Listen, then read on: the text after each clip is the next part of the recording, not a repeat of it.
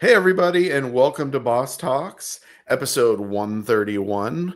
We have a great guest today, Ricky McRoy, and he is out of the great state of Missouri, Kansas City area. He is with Avanti and is the senior regional director of operations with them. And he is with Avanti.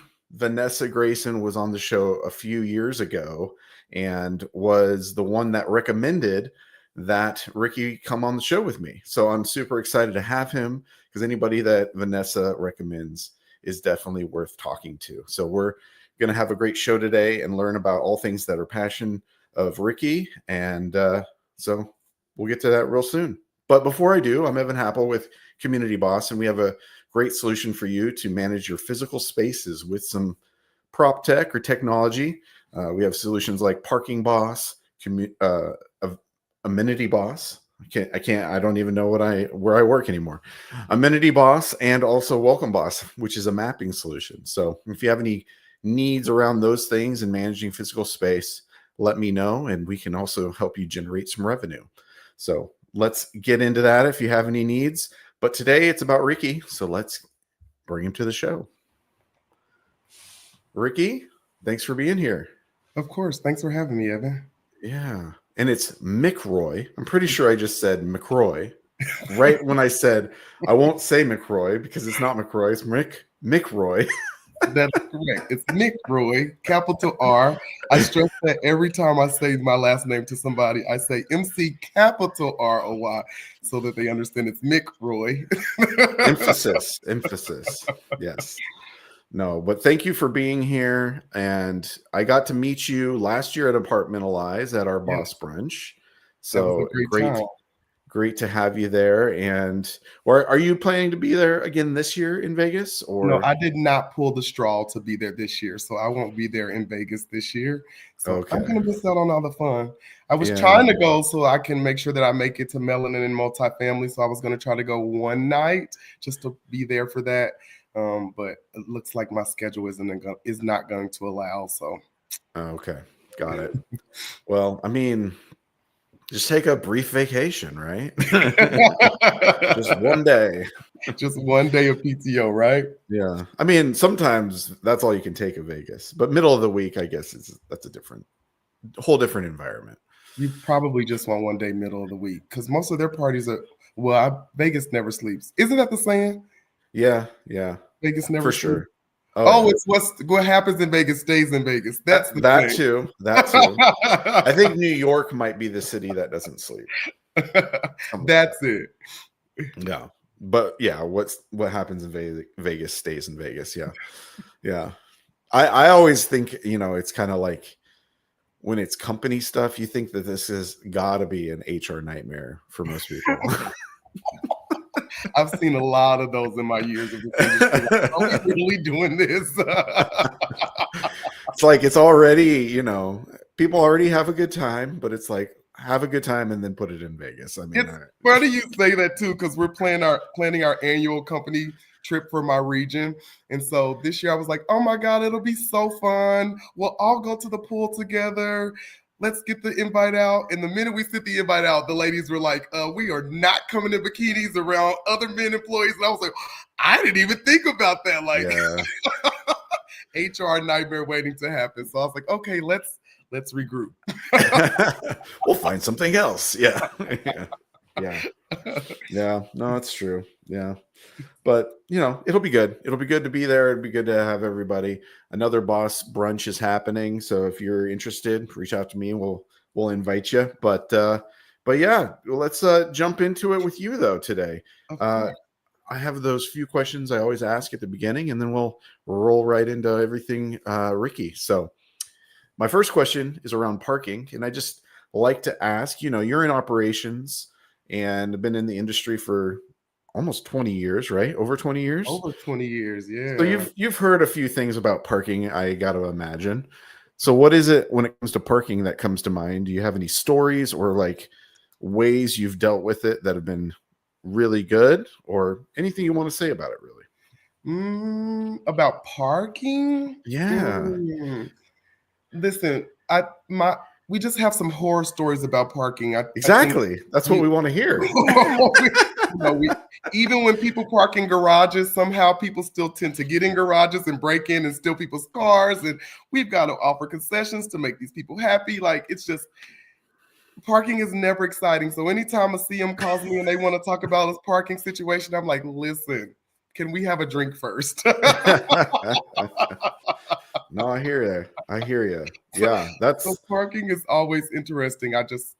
It never fails. It's probably once a week I'm getting a call from somebody about either their car being broken into, somebody's been parked in the garage, and people have still gotten in the garage and able to access and get people's cars out of the garage. And we have very nice communities and very nice areas. So it doesn't matter where you live. What's the saying we say? Crime has no address. So. Oh no, not at all. Yeah.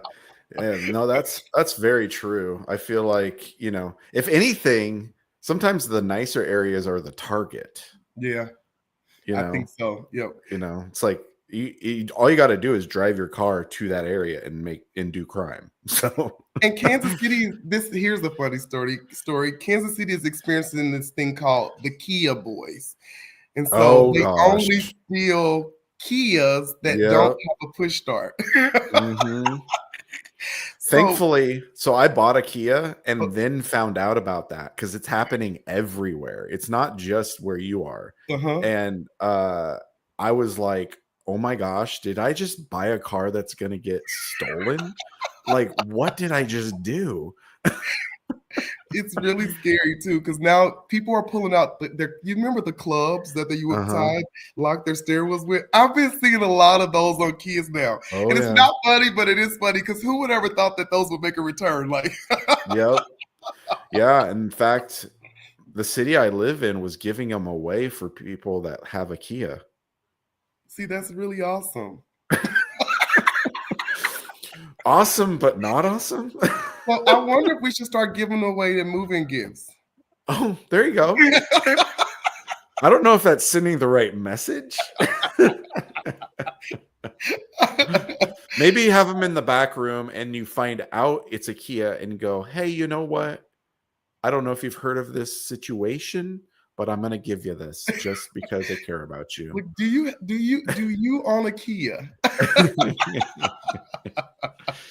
Yeah, no, it is a problem. And they're just doing it so that they can steal it and joyride it, destroy it. And that's it. They don't even, that's all they're trying to do. Run a couple lights, get you a couple camera tickets. And then ditch the car. Destroyed. The car. Yeah. It's so great. So fantastic. Oh man. Yeah, that's terrible. Well, on that note,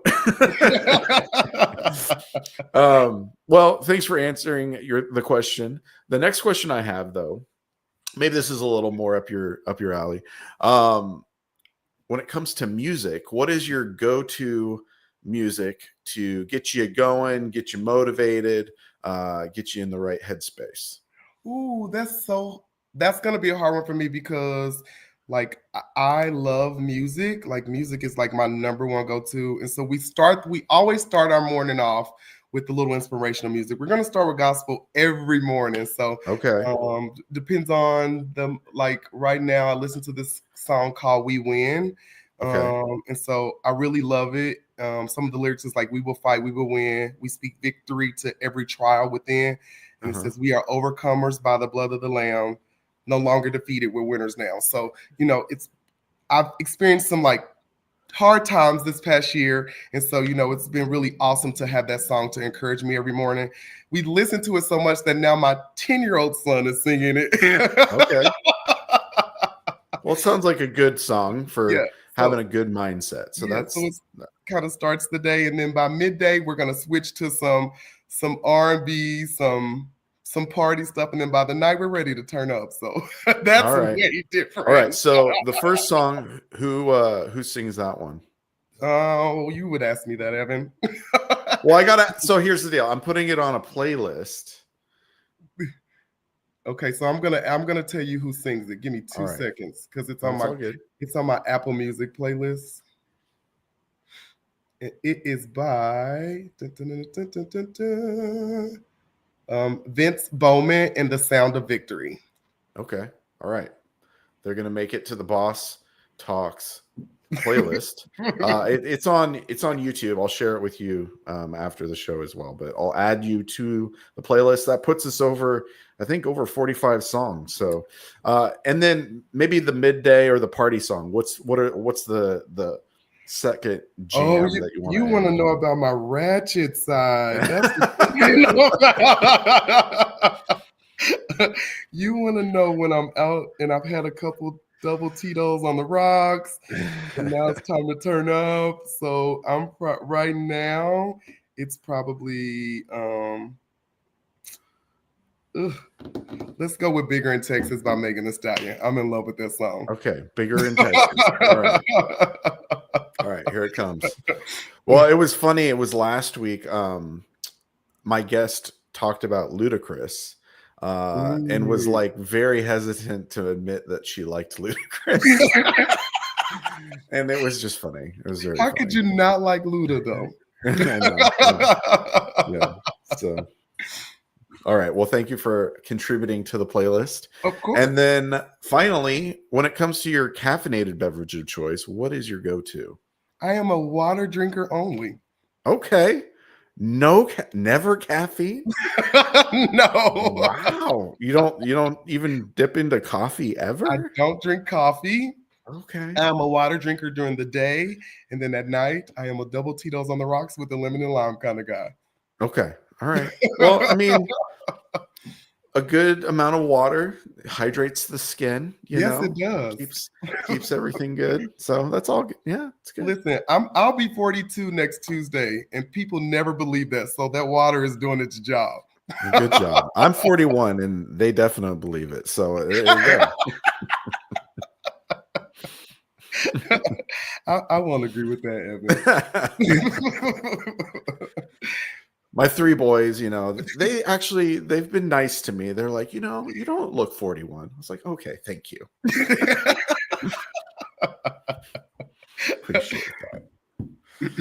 Appreciate that. All right. Well, those are the questions. Now we're moving on to all things. Oh, you got an eye roll from Vanessa, by the way.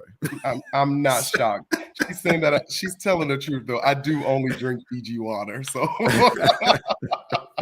even when we go out for lunch and stuff, if they don't have Fiji water, then I won't drink water at all. I think that water is disgusting.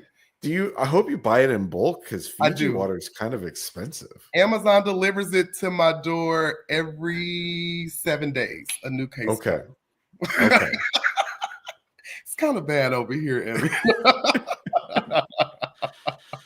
Gosh. Yeah, I think that Costco sells it. I'm pretty sure I just saw it. I'm a Sam's Club member. I don't know if that's okay. Yeah, see, I don't roll with Sam's Club. I don't. No. So Sam's Club to me is fake Costco. That's all I think when I go there. So to me, Costco's is for the healthier people. Sam's Club is more for the fatties. So I'm going to Sam's Club because I want the M&Ms and all the junk and all the candy and all the snacks and all the donuts.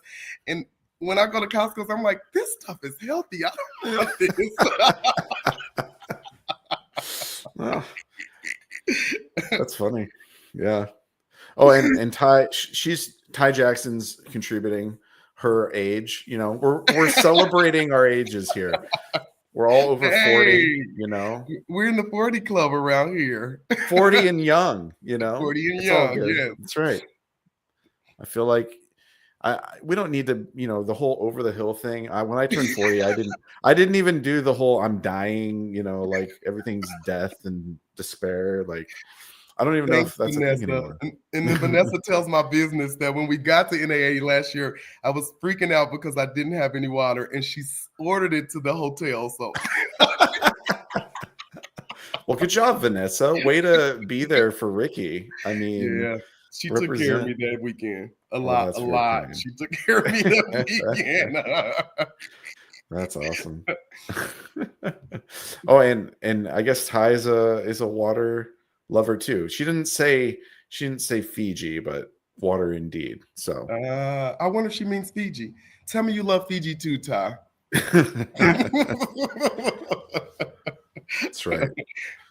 All right. Well, okay. So I have some coffee I'm going to send you, but you can gift it to somebody else. Okay. It's totally cool. It's Okay. Boss Blend coffee. I mean, if you tried it, you might enjoy it and find that you're a coffee person. I don't know. It's good coffee, I don't but need a new addiction, you know? it's just a cup a day. I only have a cup in the morning, and that's all I do. Does it keep the problems away? Is the question. A cup a day, will it keep the problems away? Well, I mean, it just kind of like wakes you up, right? You know, It gets you going. prepared for the problems, basically. Yeah, I mean, there you go. Yeah, because you are headed to vacation right after this, I and am. so you were just saying how you're getting everything done. It's one of those things. It's like getting it done with the mind of what's going to pile up while I'm on vacation. That's always the thing, right? Like, gosh, what am I leaving behind or coming back to? That's always the hard thing about it. It's so hard. I don't understand how people take vacations, because the whole time your mind is worried about what's it going to be like when you get back. What's the fires that had to have been put out while you were gone? How many emails will I come back to? Yeah, it's just, so when do you relax? Yeah, I think it takes like 4 days, and then thereafter you stop thinking about work. But you have to be on vacation for like a week plus to really get out of work zone. Yeah, good luck. You're not taking super long vacations? No. Yeah. Yeah, I know. Yeah. I don't know how many people really do that. There are select few blessed people that take really long vacations. I can do that, yeah. Well, anyways, you've, like I said, you've been in the industry for 20 years. How long you been in your current role / company? So I've been with Avanti. I've just hit my 3-year anniversary this past March. Nice. So I've been with them in this role for the past 3 years now. All right. And being that you've been in the industry for 20 years, obviously you've held other roles and you started somewhere. So what's your story getting into the industry and how you've kind of made your way to where you are? Of course. So I love to tell this story because I was actually on my way headed to nursing school. I was going to be a nurse when I graduated from high school. Most of the women in my family are nurse practitioners and nurses. So I was going to follow along their trend and see if nursing was for me. And on the way to school, on the way to enrollment, I got a phone call from a friend who had recently just graduated from high school as well too. And she had asked, have I ever thought about leasing apartments? And I lived in a home most of my life. I didn't know anything about it. So I was like, what the hell is that? And she was like, no, seriously, I'm going to set you up with this lady. Just go meet with her and have a conversation and see if you guys can hit it off. And so I literally walked in to meet with her, was hired on the spot, and then just kind of took it from there. And so I've been in leasing. I've been a leasing manager. I've been a tax credit manager. And then from there promoted to an ACM. I did not sit in an ACM seat long. I was really blessed with that. I had a manager who was, back in the day, they didn't come to work and they would show you how to do their job and they'd go home because they lived on site. And so one day our regional showed up and she asked where my boss was. And I was like, I don't know. And then she was like, called her. And the lady said she was at work. And then she was like, do this for me. And so she called the manager, asked her to do a report for her. And then in the interim, she saw that the manager would just call me and then have me do the report and then send it from her email. Wow. So she stopped by to visit a couple times and noticed that this was going on. Sucked for my current manager because she ended up losing her job, but it was awesome for me because I ended up being promoted to get her job. I was basically doing it already. And then I was a property manager for a really long time at a really young age because of that. And so then from there, I was promoted I left my last property manager position they sold the property, and then I went to go work with another company as my first regional position, and I got to oversee Houston, Texas, which is why I love Houston, Texas, because my first regional position was a portfolio in Houston, and then I also had Kansas and Missouri, so I got a lot of time traveling back and forth to Houston and just creating relationships and friends with people there. So if you ever hear me say I love Houston. And so then from there, I've just kind of grown in the regional role. Nice. And so I know you live in Kansas City, but Mhm. does your area kind of grow outside of that? Is it all of Missouri, or is it So today I have Kansas and Missouri. So we have 2 okay? assets in Missouri and the other 6 in Kansas. Yep. Oh, okay, gotcha. So you're blessed to go to Kansas. I got it. Yes. 5 minutes across the state line drive. Yeah, I've driven through Kansas. I'm sure the parts that you're going to aren't the cornfields and the No, the flatness, but that's I what I no. experienced. So Sorry, which is what people think Kansas is really, because when yeah, they're on 35, that's all they see. So they think Kansas is nothing. And I'm all like, you got right. to come into the city, people. It's a party good time sometimes. Yeah, yeah. You Mhm. definitely have to get out of the cornfields.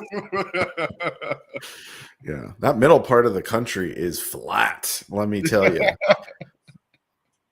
It's Texas, all of it. It's just this. It is the Great Plain, like just this flat existence. Craziness. yeah, I no just say that mountains. because where No, I live, everywhere you look, you see hills and mhm. mountains. So it's definitely a different texture, like you're looking around, you can see for miles when you go to Texas. I was just there and I'm like, good grief. There's no stop to what you can see. It's just forever. No whatsoever. Yeah. Yeah. Well, in your current role, like what do you love the most about what you do in the regional role that you have?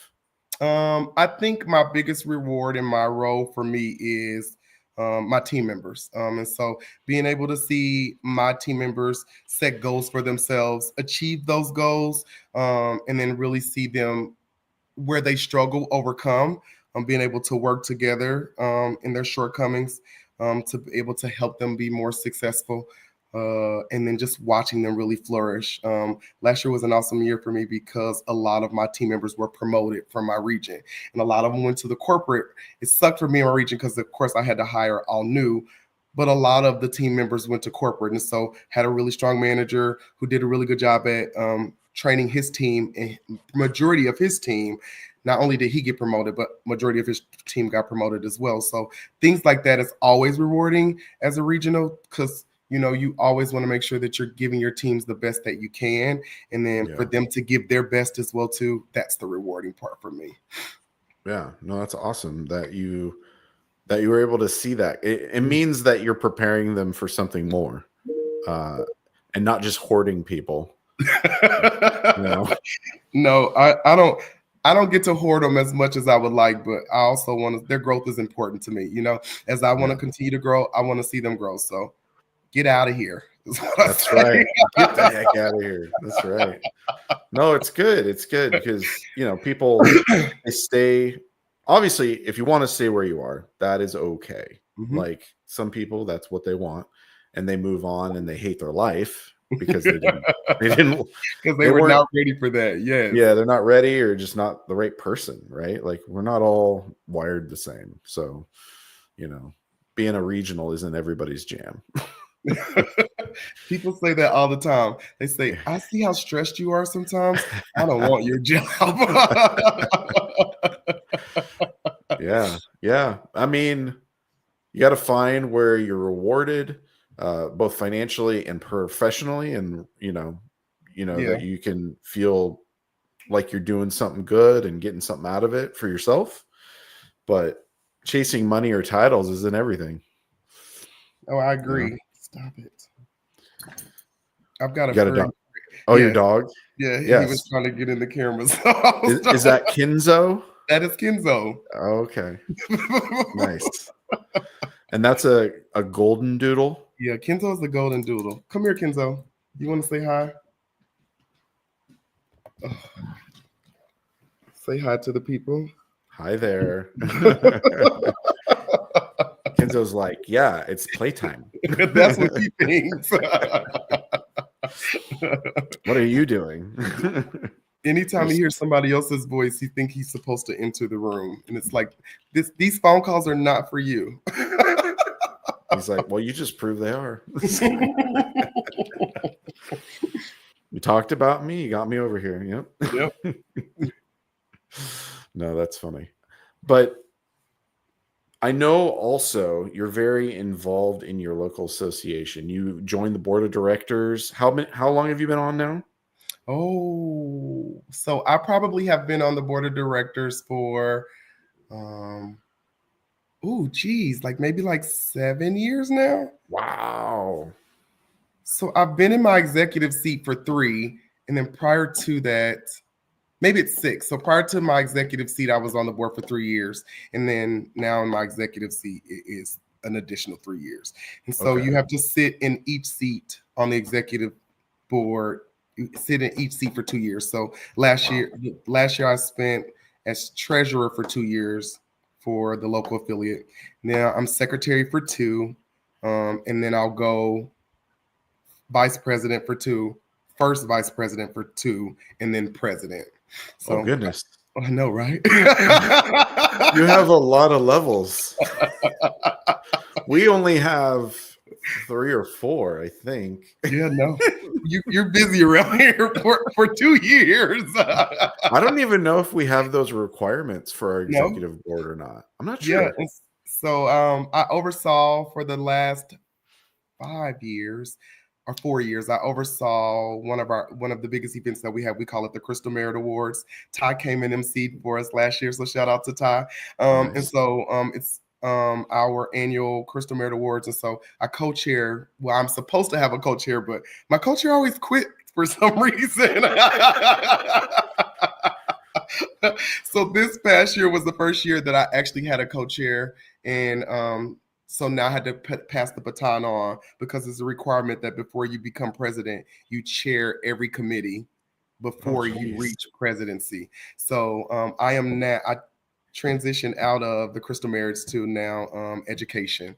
It's not as fun, but hey, we're gonna do it, right? So you have to, man. I don't think we have all these requirements. This is interesting to learn this. Well, because I only say that because I'm on the board of our local affiliate. I'm not on the executive board. This is my first year. I'm just a supplier on the board. In fact, tomorrow we have our board meeting. Shout out to ours Friday. Okay, nice. But you probably meet monthly. Yeah, we meet once a month. Okay, yeah. Our executives do, and then I only have to every other month as a lower level board member. But very important, obviously.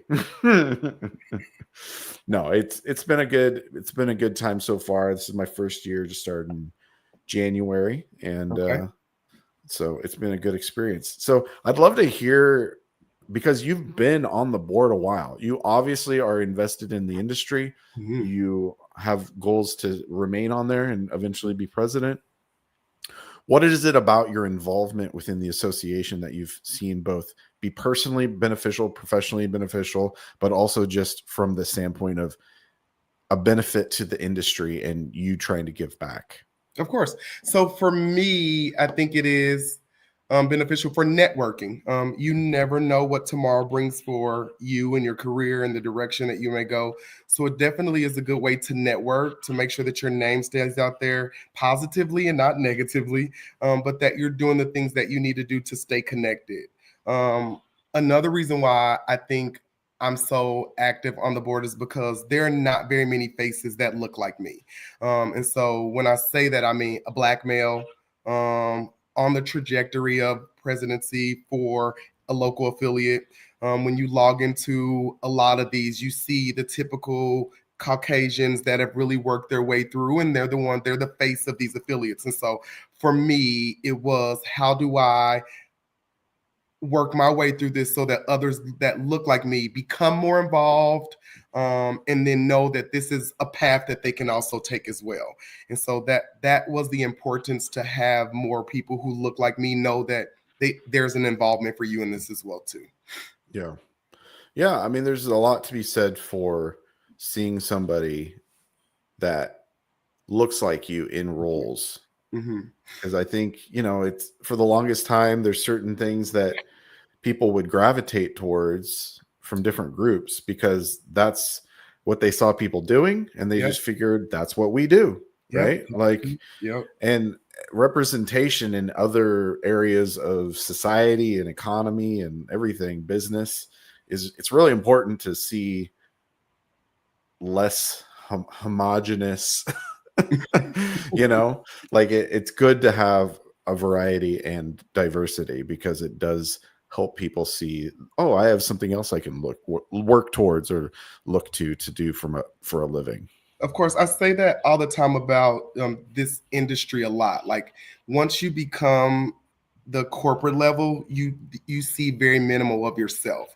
Yeah. And I worked for Harbor Group Management prior to coming to Avanti, and when I walked in, they were taking on a new portfolio, and a lot of us were hired on for this portfolio. And so when I walked in for the first meeting, and they flew us all into Dallas, and we were all meeting together, and I walked in and I saw 3 other African American Black regionals, I was mind blown. Like that really blew my mind, because I had never seen that in this industry before. And in my time of sitting in the seat, I have always been the only African American on this level in whatever company that I work for. So when I walked into Harbor Group and saw that, I thought immediately, they believe in diversity here. They believe in everyone is equal here, and they're not just looking for somebody because of this. They're looking for people who they really believe can do the job. And it warmed my heart to be able to see something like that. So it made me instantly feel a part of something, and that my fight doesn't have to be so much harder here, because there are already people here who look like me in these roles. So Right. that was awesome to see. Yeah. No, it's super important. And I think people need to know that it's not about just picking to fill roles and getting quotas and stuff. Yep. It's about just making sure you're looking beyond the group that or you're comfortable with. Because it's really, I mean, I think it's just I know Ty talks about unconscious bias a lot. And and it's a true thing. And I just think people need to admit that you gravitate towards what you gravitate towards what you're comfortable with. And it's not even meaning that you're meaning to be mean towards other people or whatever. It's just like everybody is comfortable, right? Like they want to be comfortable. They don't want to be uncomfortable, They want to feel a sense of belonging. And so if you walk into a room and you don't see anybody that looks like you, that's an uncomfortable feeling for anybody. And so now you're trying to figure out within yourself, how do I fit in? Where can I go that's going to make me feel the most comfortable to be myself in these moments? And so what is it about me that can draw additional people that look like me to the association? How can I work towards getting more people in this and involved in this? Because there is a separation of, there's not as many people who look like me involved versus others. And so how can I pull those people in to let them know that their voice matters just as well as the people who are involved? Right. Yeah. And we need to make sure that we're also representing the renter, right? So like all these people that live in our apartments, if the people that are making decisions don't have a mindset that might be of the renter, or even the people that live in your communities or whatever, like you also aren't necessarily serving them the best way. It's funny you say that too, because when you sit in the regional seat, you kind of sit in the middle of this. You're like the middle of the Oreo cookie. And so you've got your community managers here who are on site experiencing it all, taking it all in and experiencing the day to day. And then you have and then you have the corporate level who believes in the numbers and the budgets, and they want to pay their investors. And so they have all these expectations, but the on-site people are like, but they don't understand what's going on down here. So you've got to find a happy medium to please corporate as well as please your CMs. And so it's funny you say that, because at times it's hard. For sure. Yeah. And depending on the company, you then have the layer of like your property management, asset managers, owners, like people that are really removed, providing money. Thank you. but they don't necessarily always understand like what actually happens at the level of on-site and Of course. operations. Yeah. Sometimes I'm like, yeah, I get it, but I'm trying to tell them your message, and they're like, "Do you understand ours? Yeah. No, Do you it's understand the business plan?" no, it's definitely interesting. There's definitely a lot of layers to the industry that it's hard to convey the message in a way that's understood, but also, firm enough that they get it. Because Mhm. there's also designing communities appropriately. Some people don't understand. Yeah. Well, and honestly, I think we overdo it sometimes. Like there's certain things people I've talked to that you design a community, you think they want all these bells and whistles, and all they really want is a big closet. Mhm. That is so true. They want a Yeah, big closet. it's so crazy how people will just not even really use the amenities. Like you're touring and you're like all excited about showing them these amenities, and they're like, "Can you just take me to the space I'm gonna live? Let me see how big that is. Let me see. Do I have a washer and dryer in it? I'm happy." And they'll never come to the amenity spaces. So it's the younger generation now though that they want the gyms, they want the Mm, game rooms. They're really enjoying these spaces. But when you have like the older demographic, they're like, yeah, just show me my home where I'm gonna live. Do I have a washer and dryer? Does the dishwasher work? I'm great. I'm fine. I'll give you this money every month as long as you mhm. fix what I call that and it's broken. So Yeah. Yeah. Yeah. Yep. Well, it's why it's not one size fits all either. Where are you building? Who's we don't track demographics, no, but maybe pay attention to it. maybe pay attention. Maybe do that. Well, in your current role on the board of directors as secretary, what is it that you, from an advocacy standpoint, maybe beyond what you've already talked about, are you guys working on for the state of Missouri? So I'm probably the wrong person to ask this, but so there's been a huge fight in Kansas City with our current mayor Mm, and the city of Kansas City and rental housing because they did not want people to be denied based off one ever having an eviction on the record yeah. or two having a housing voucher. And Okay. so we have a lot of communities where we just don't we weren't a part of that program. They didn't want to accept housing vouchers because it has that negative feed that tags along with it when you accept someone who has a housing voucher. And so it's been a struggle in the city because a lot of the owners did not want to allow this to happen. And at one point in the city of Kansas City, they wrote it out. Well, we could not deny anybody who had a housing voucher. Shout out to Vanessa because she had to experience this. So if somebody applied and their voucher was in the rent max range, min to max range, then you had to accept this individual, regardless of what their past history was like. Because they had this voucher, you had to accept them. And so that could mean that they were evicted from their previous property, or they didn't have the personal income, but the voucher would cover. So then it kind of was a struggle for us in Kansas City to have to deal with that. And then a lot of the owners wanted to back out. And we're talking about even like selling their assets in Kansas City because this is something that they did not want to deal with. The advocacy team really, they hired a lawyer to really handle these affairs for us Yeah. and fight against the city to make sure that they heard our point of view and not Right. just what the city thought. Yeah. No, these situations like here in Seattle/Washington, we've had a lot of stuff recently Mhm, at the state level, especially. I mean, mhm, it happens obviously at the city level as well. Um, but there's just so many things happening right now, and I think what stinks is owners and property management companies get a bad rap as mhm. if they are trying to make it terrible for everybody to live, and it's like, well, because they can't, because if they make it terrible for people to live, then nobody can live, right? So, it's like at the end of the day, it's got to be affordable for everybody. Like it's Correct. got to be affordable to build. It's got to be affordable to live, and affordability is what's out of control. That is definitely what's out of control. And making it hard to build, right? Like Yep. if we can't build and everybody's like, don't build apartments, we hate apartments, the NIMBYs, right? Then what are we going to do? Where are we going to build? How's this going to work out? So no, it's a tough thing.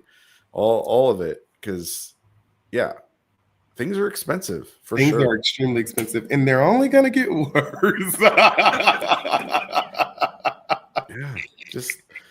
We gotta figure it out in general. Like it's not just rent. So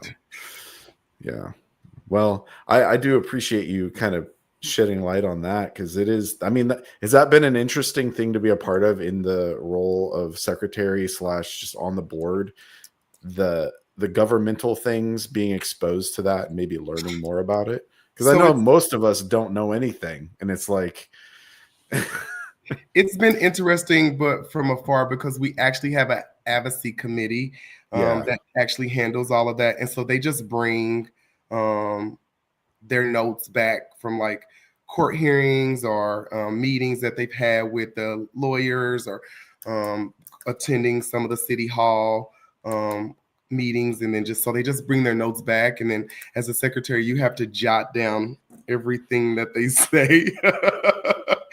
So it's not been, they come back with a lot sometimes. And it's sometimes it's informational overload, but it's good to hear. So that you stay in tune with what's going on and can better prepare yourself and your sites for what the future could be. So nice. It's been interesting. Nice. And then in your time on the board, have you seen more and more people getting involved? Kind of like what your goal was. Have you started seeing that involvement increase, be more diverse, and just get more people seeing the value in doing, involvement with the association? So I'm going to say no. And I'm only going to say no because, like I said, this year has been like a pretty hard year for me in my role. And it's pulled me away a lot from being able to have the ability to be able to be at the seminars or be at the trainings and stuff like that. So I haven't been as involved as I have been in the past few years, just because this year's been a transitional for our company alone. Sure. And so the availability of being able to be away has not been as prominent as it has been in the past. So I'm actually excited because I get to attend a seminar tomorrow. And I haven't been to one all year. So May will be my first seminar that I actually get to attend. So I'm excited to be there tomorrow. So, well, I mean, I'll message you tomorrow and say, guess what, Evan? The thing was great. you're not the only person involved. So I guess I wanted to know, have you seen a positive uptick of involvement of other people, in representation across the board? So I can say yes to that. So over the last few years, we have added Carla Walker, which is a Black woman, and she works with Yarcoas. Predominantly their portfolio is affordable. So the lower end of communities, affordable, LI, THC, those kind of properties. And so it was exciting to see her come on. And then we have Quentin from MAA. And so he is also an African-American man who has joined the board as well too. And now is following me. So they will actually get 2 Black male presidents back to back, because Quentin is now took my place as treasurer. So now has started his trajectory to presidency as well. He's got a little while to go like me, but it's a commitment for sure. A commitment. Yes, it is. So yes, it's been exciting to see more African-American people join the board and then move into the executive role. So yes, I can say it in that manner. But for me, I want to see more involvement of like attending the Yeah. seminars and the Right. trainings, and what these things can really do and what they offer for everybody. Right. And so that's important as well too. Seeing us in Yeah. leadership, I do believe it's going to help.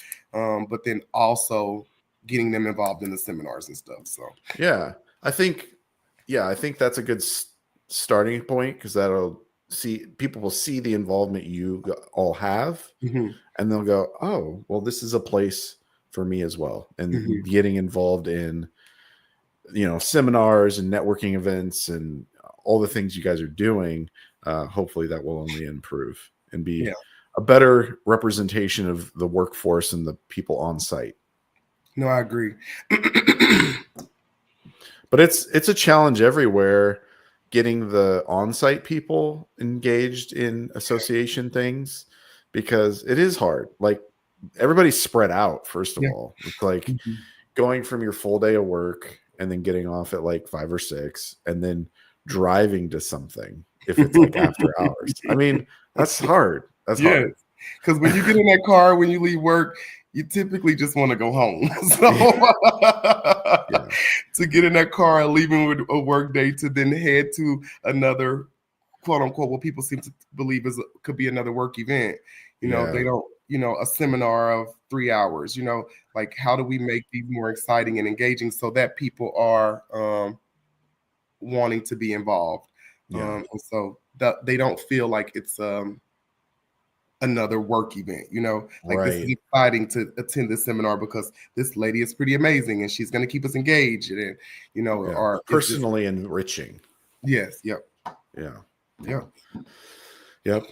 Yeah, it's something we fight against a lot here too. So it's but I think at least here we've done, I think, a decent job of getting people involved. It's always something to improve, and communicating things is important. So uh when it's only email though, that's always hard. It's always hard.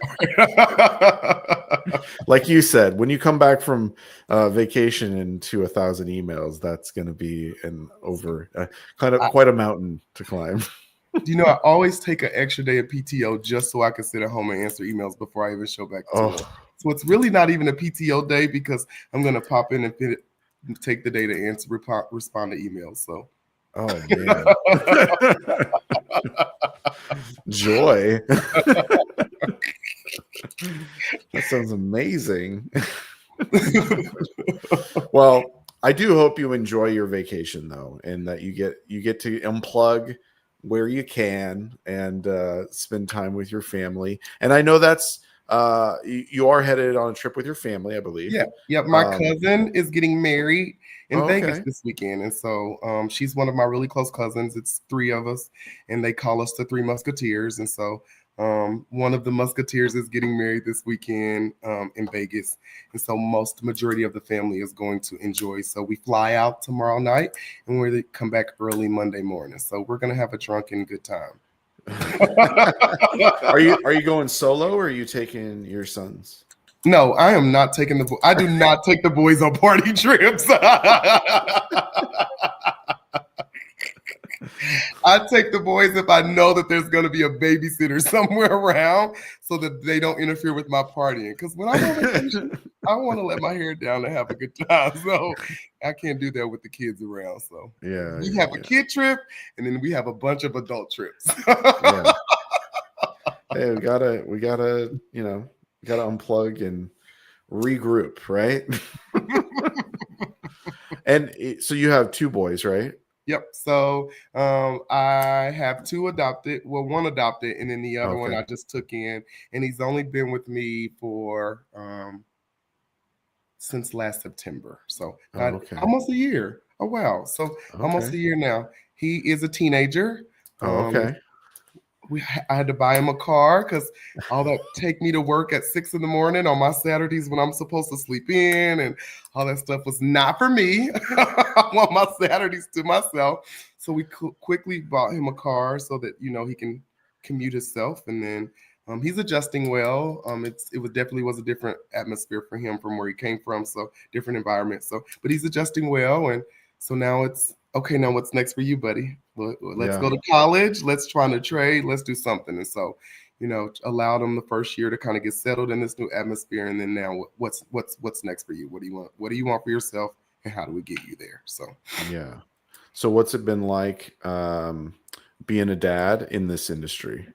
so in the beginning, it was not a lot because when I first had the first one. I was just a manager, which is even more funny because when she went into labor, I like party hard the weekend before. So the world must have knew that he was coming because that weekend before she went into labor, I partied so hard. And then that Monday I was at work. And then I got a phone call that she went into labor. So we went to the hospital and then she had him that evening, and then they put us in our room. And then when we were released from the hospital, I had an emergency at my property. So I literally left the hospital with a newborn in my car, headed to the property. So that kind of started my career as a dad. And I had to go right to the property. So for his first week, he spent a lot of the days at work with me, and my leasing staff and my assistant manager just kind of handled them while I was putting out all these fires that had happened from being on a couple days. So, Nice. so it's been interesting. Traveling was hard being a single dad because you have to be away for so much when you oversee multiple states. And so in a couple of my roles, I've had to oversee multiple states where I had to do a lot of traveling. And so that was harder at a younger age. And so now that he's older, I'm excited to one day get back to having to travel. I'm really ready to move into my RVP role whenever that happens, and then be able to travel and oversee regionals as they are in multiple states and visit these regions and be able to give them the knowledge that I've learned over the last 23 years. So, Nice. yeah. And I can't remember, are you a single dad or I are am. you? Yes. Oh, okay. Yeah. Well, I mean, that's got to have its own level of you're doing it alone. So, Yes. I've pretty much been a single dad the entire time, though. So, okay. my youngest is 10. He'll be 11 this year. So, for 11 years with him, I've pretty much been a single dad with him. And then Tim is 19. So, Okay. he's pretty much an adult, but he still needs a lot of maturing and stuff. So, we get to Yeah. help provide that for him. So, Okay. All right. Well, good on you for being there for your kids and thank you. trying to be a good example as best as we can be. I try.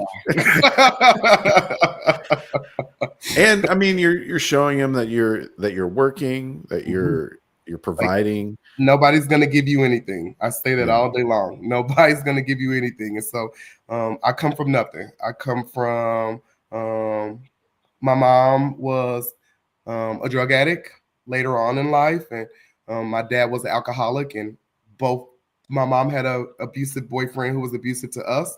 And then I went to live with my dad and then experienced the same thing from him. And then I ran away at 16. And so I've been on my own making this life for myself since I was 16. So enrolled myself in high school to finish high school, and then found a career where I just really flourished, and am grateful for these opportunities that are presented to me every day. And so I am who I am today because I never gave up on myself. I told you I was a crybaby.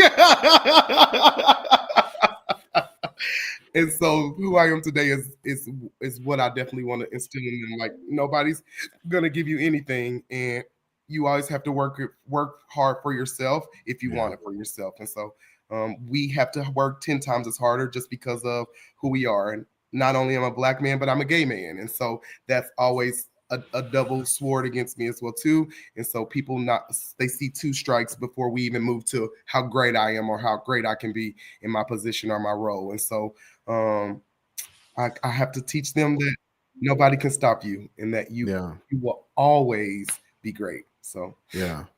Well, I mean, you have overcome a lot of things, and my wife works in mental health and also with kids that are at risk and things like that. And I mean, you were definitely a kid at risk. Like yes. your environment lended itself to be that, right? Like, And the fact that you overcame all that is fantastic, but I know it was hard. So hard. Like so hard. And I mean, it all has an impact that's residual too. Like it's not like you experience things and you just, forget about it. Yep. I said my promise to myself was to never be what I grew up in. And so that's why I work as hard as I do today, just to make sure that I don't experience, or my children don't experience, what I experienced. So yeah. And change the subject. You're trying to make me cry. I'm not doing this with you today.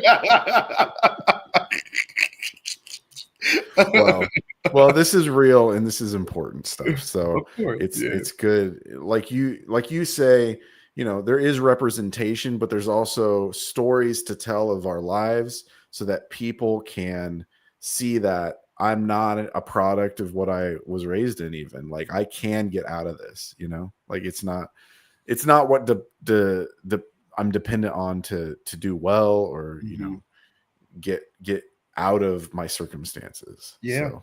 And like you said, it's been hard. It hasn't been easy. And it definitely has been hard, but stay strong. Yeah. You can make it. Yeah. And apparently we need a t-shirt because who I am today is because I didn't give up on myself. Yep. That's right. Yes. That's good. Well, Ricky, thank you so much for joining me today. Sorry for making you cry. That wasn't my goal. As much as I think it was Vanessa's goal. No, I don't know. We can't sometimes have conversations with each other without tears falling at some point. So